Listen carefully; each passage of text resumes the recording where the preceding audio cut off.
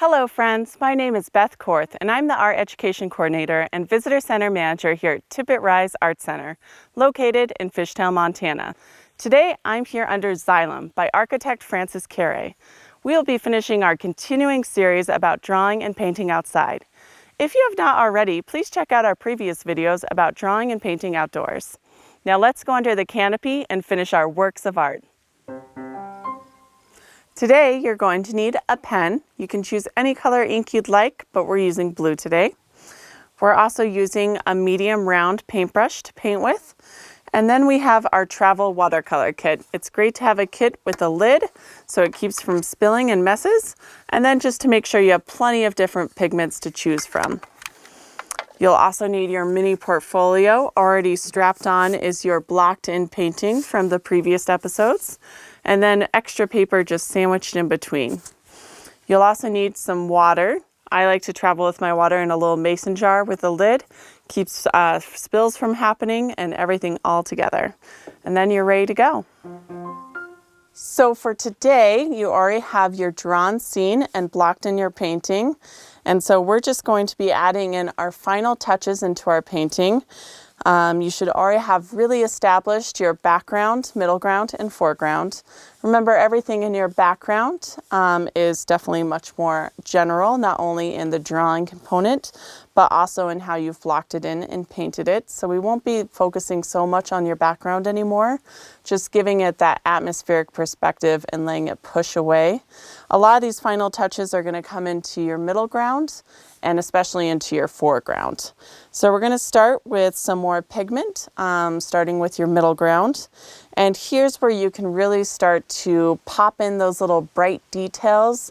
As you're looking out, again, make sure that you're thinking about, not only what you're seeing, but letting some things really pop to you. So if you see something out there that looks vibrantly violet or vibrantly green, go ahead and let it just sit in your painting like that.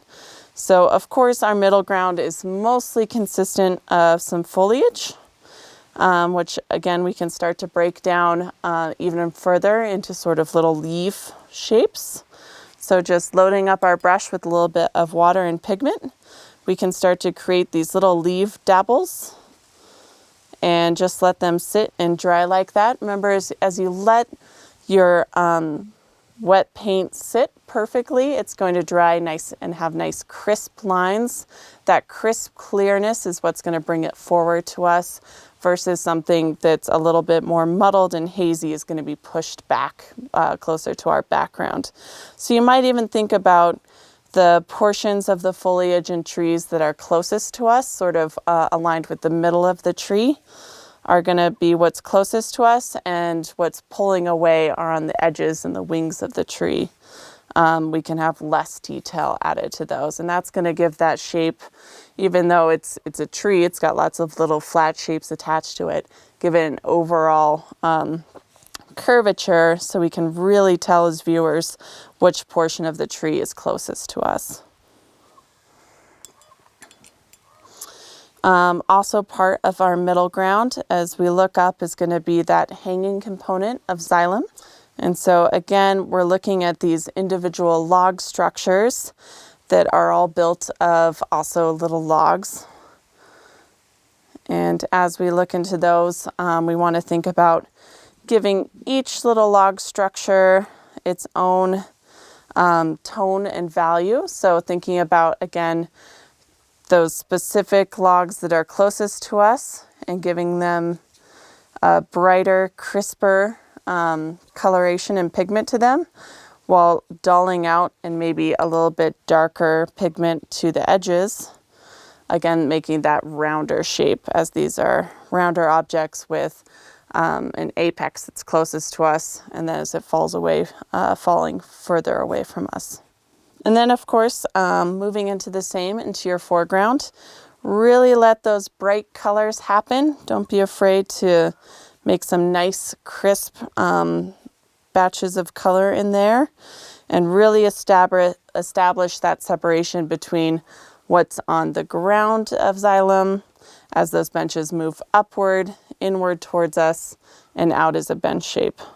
So that's going to just be differentiating each level with a different overall shade, and then giving those individual log shapes their own texture and shape as well. Remember, as you let things dry, it's important to let each layer dry completely. It's going to create those really sharp edges and bring things towards us.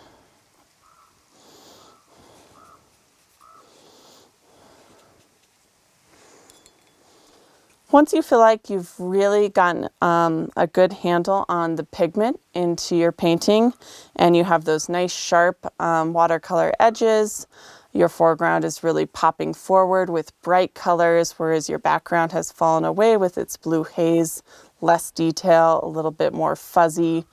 You can go ahead, and I like to finish off my paintings by using a pen.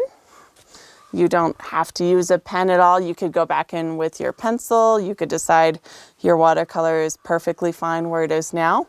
But I really like to bring in a pen with a darker pigment. We're using blue today. And start to just redefine some of those graphite lines, as well as bring in some different detail into my drawing. So I'm just going to go in, and I'm going to start by reestablishing especially some of my foreground outlines on these benches and the separation between the edge of xylem and that medium foliage. And just really take some time where I put, remember, those crisp edges are what's going to define what's closest to us, but by adding this ink, especially dark ink, that's going to be now your new crispest, most bright, most bringing forward components. So where you put your ink marks is where it's what's going to feel like it's really jumping out toward you. So you might reserve some of your ink details for even just parts of the object that are closest to you, such as that apex of the bench or of the logs that are closest to you, and let it fall away. Another way you could establish this is if you want an ink mark throughout the whole object, you could establish a thicker, heavier ink mark toward those objects that are closest to you, and then just let your ink and pen line become much thinner calligraphically. And that's going to create that first frontness, that thicker, more eye drawing line, and then something a little bit more delicate and gestural is going to pull away. I wouldn't really suggest putting too much any more ink detail into your background. Again, we really want that to have that haze and that fuzz so that it stays back. We really want to reserve some of this more textural redrawing into our foreground and even our middle ground a little bit. Again, you could draw in some of those tree details with your ink pen, just bringing in those leaves even a little bit closer, especially the foliage that's closest to our foreground. And remember, wherever you're putting your ink marks, that's going to draw more visual attention and heft to where your viewer is going to go. As we're looking at our piece, we might think about what are the first few places the eye is going to get drawn. And we really want to bounce the eye around the composition and not out of it. So make sure you have an overall line to help establish, keep your viewer interested. And you can do a couple of different techniques with your pen, just for an overall haze or something to just draw an overall haze over a large object. You can do a hatch mark, just these thin, light, parallel lines all next to each other. That's going to create a general sense of a shadow and just lumping a large shape together.